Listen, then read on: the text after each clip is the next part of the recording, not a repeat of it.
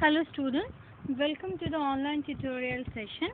Today we will complete the next part of the chapter number 5. Okay, so the first topic is IP addressing scheme. Okay, so any device that uses this TCP IP needs at least one unique IP address for each connection. Okay, what is IP address actually? Like we to identify you or me, we have a particular name, right? We have name and surname by which we can identify two different people. Okay, maybe their name may be Priyanka. Suppose let two person is there, one name is Priyanka, one girl is name is Priyanka, another girl name is also Priyanka. But if you want to uniquely identify both of them, so what we can do, both surname cannot be same. Okay, so Priyanka Das or Priyanka Ghosh or Priyanka Bose, like this we can differentiate to identify each and every individual person. How we can identify? We can identify by their name. Like that, there is a unit identification also there for a computer in a network. There are several computers or several node or workstation is present in the network. So how can we understand this particular is a destination, this is a particular system, or this is a destination address? Okay, so how can we understand? There is a IP address, is a authenticated unique address is there for each system. Okay, using this address in a network we can identify an individual or nodes or workstation. The IP addresses is a 32-bit binary number divided into 4 octets with 8 bits per octet. Okay, 4 sets are there, and among the sets there are 8 bits are there. Okay, so the assignment and the maintenance of IP addressing is maintained by the internet NIC. Okay, internet NIC. So actually the IP address consists of 2 parts. Okay, how many parts are there in IP addresses? There are 2 parts are there in IP addresses. Okay, so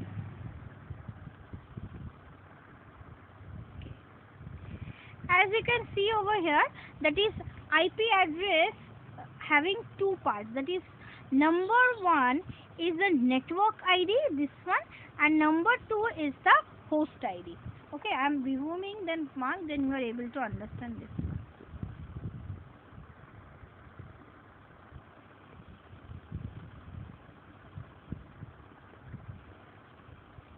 Okay, network ID and the host ID. So what is network ID?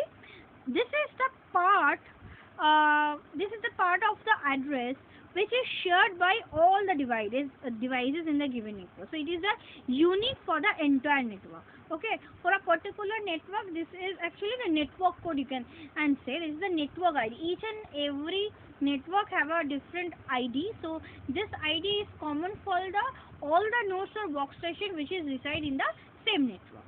Okay, and another part is the part B is called the host ID. Each device within this given network has a unique host ID. It is a part of an IP address which separates the different devices which have the same network ID. In a network, as they are as they are present in the same network, that's why the network ID may be same. But to identify the devices uniquely, there is a host ID. Through the host ID, we can identify. Okay. So depending upon this classification, okay, so we have classified our IP address in basically in different classes. Okay. So first class is class A. So how can we differentiate? We are depending upon this network number of network ID and number of host ID. Depending upon this, we are differentiating the IP address in class A, class B, class C, class D and E is also there. Okay, class C and ED also there. Okay, but it is a special D and E. These two are actually known as the special address. Okay, it is known as the special address. Okay, I'm coming to this. This class D and E is known as a special address because it is reserved. Okay, for the general purpose we cannot use. Okay, so now coming to the part that is class A. Okay, I am taking a single page, then it will be you will be better to understand this one. Okay, I am taking a single page. Okay, so class, we are discussing about class A. Okay, so class A having this kind of a network ID dot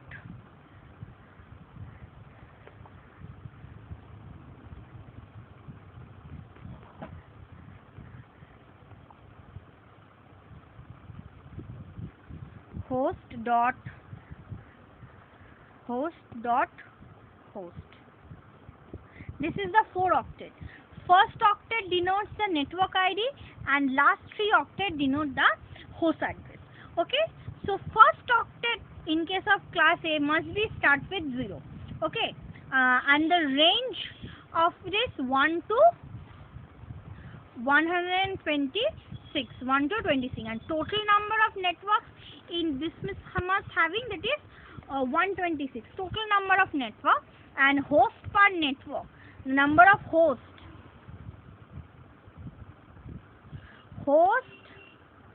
per NT. I am writing NT for network. It is in class A, it is 16777,214. So this many number of hosts per network can exist in class A. So any IP address that starts with a 0 binary at the first bit of the first octet, it is denoted by class A address. Okay, so the first octet represents the network ID and the last 3 octet represents the host ID. So total how many number of total of 126 class A type network is exist. Okay, and such addresses are generally used in a multinational company with a large number of networks. You are able to see this is actually the number of a system, actually number of devices can be part of our network. So this number of devices, small company cannot afford this number of laptops or computers. Only international companies they can have, or not only international, Indian multinational companies who are having many employees and working on a national in a big project, they can have actually. Okay, now coming to the next part, that is the class B. Class B address. So class B address is having, this is the structure, network dot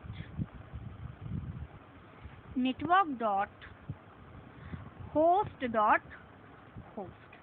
So 2 octet is dedicated for network ID and another 2 octets is dedicated for the host ID. And in case of network and in case of class B, first octet at first 2, in the case of first octet, this is the first octet, and the first octet first digit must be start with 10.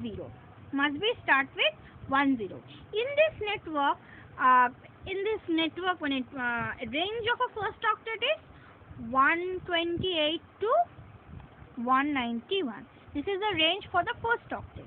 Okay, total number of networks available is 16382. This is the total number of network, and number of host is 65534. This many number of computer or devices can be part of this class type network. Okay, this is very less compared to class B. Okay, so this kind of address are generally used by the IPs or by a large college or the hospital kind of a network. Now we are coming to the next part, that is class C. Class C is having the ID is like this one. network dot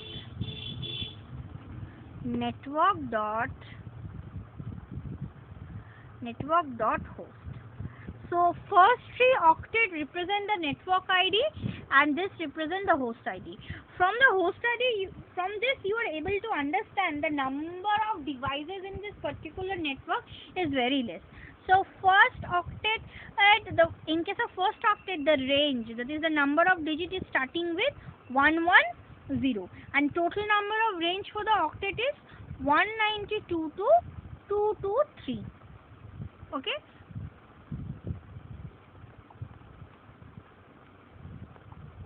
It is 223.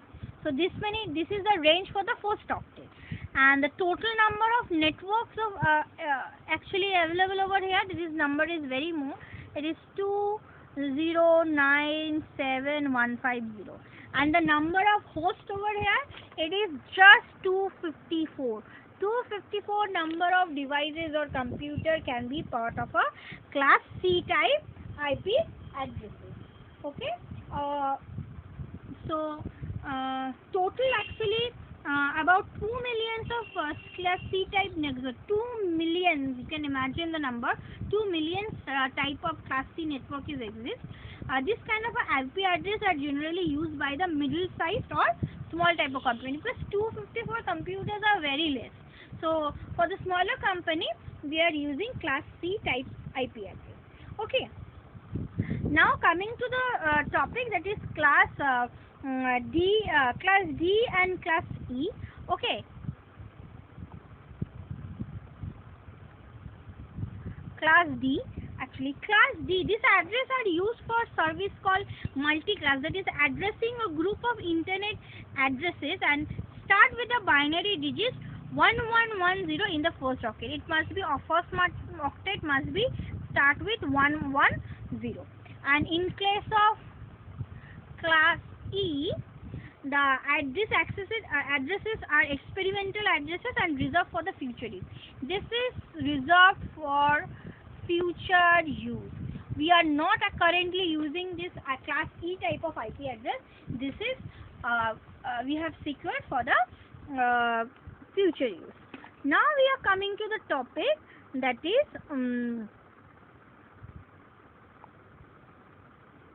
DNS. Okay. So what is DNS?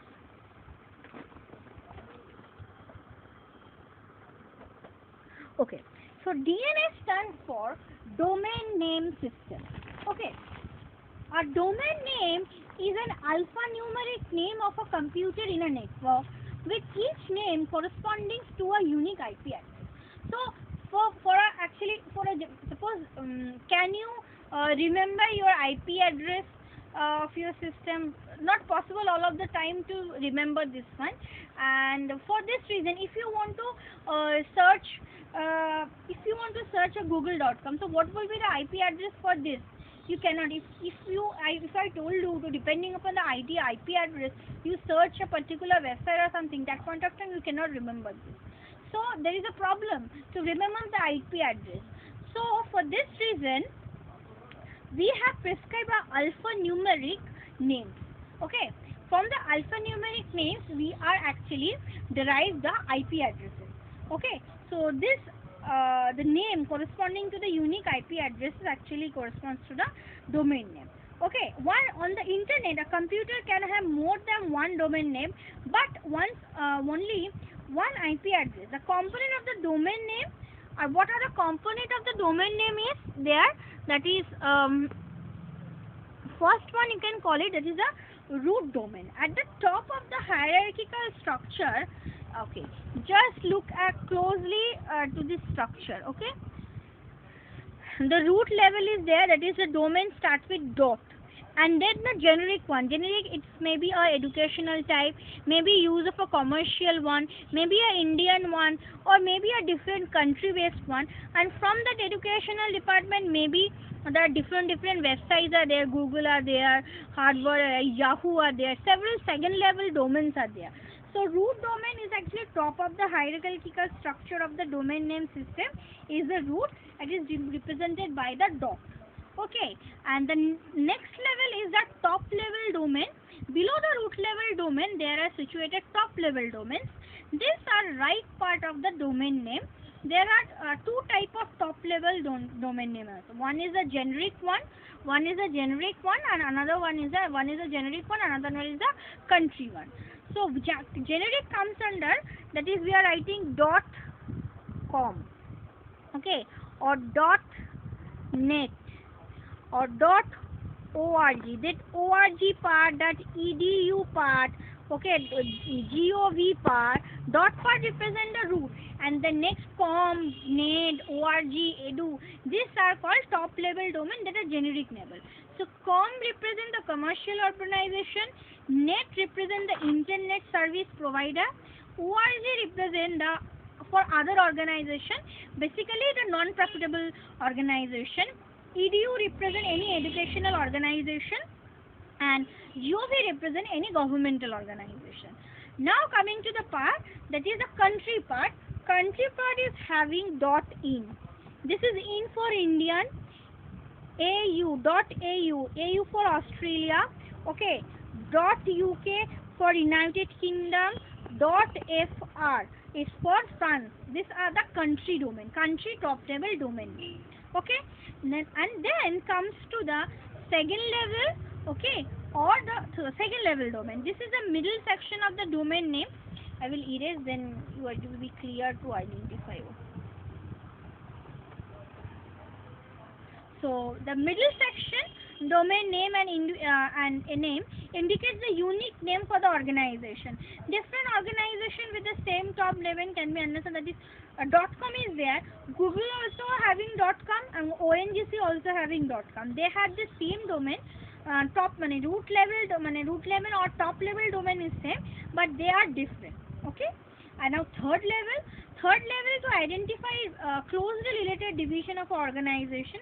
Another one is called third level domain or sub domain, may be added at a very beginning of the domain, like sales.ongc.com or www.yahoo.com. Yahoo up to this is the second level. If it is www or sales.ongc, this sales part, www part, these are the example of the third level domain name.